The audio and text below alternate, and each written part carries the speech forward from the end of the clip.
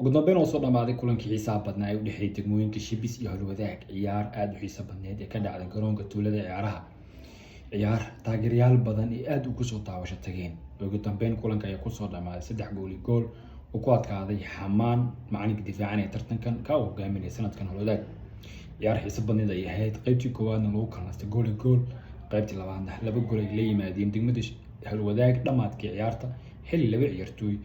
9 daqiiqo laga saaray degmada Shibis ay qaateen calaamad guduudan halka hal xidig laga saaray degmada Howlwadaag calaamad roos ah qaatay ugu dambeyn godkiisii iyo xirtiisa Shibis tartanka ayaa laga saaray oo ay ka hareen halka Xamaan iyo wiilashiisa guduudka sanadkan ay iska xaadiriyeen afar dhamaadka Howlwadaag ayaa sanadkii ugu horeysay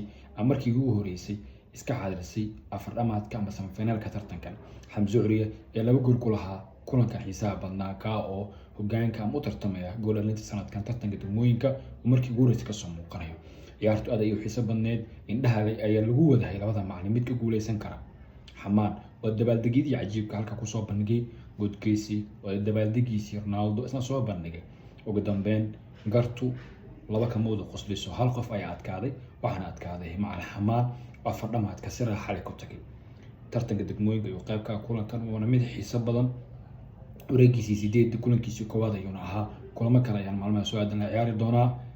Howlwadaag waxay leedahay banaanka ayaan fadhinaa yaa xiga oo inoo soo bixi doona oo nala tartami kara Xamaan hambalya leenahay degmada Howlwadaag dhammaan taageerayaasheeda Shibisna sanad kale is diyaarin wanaagsan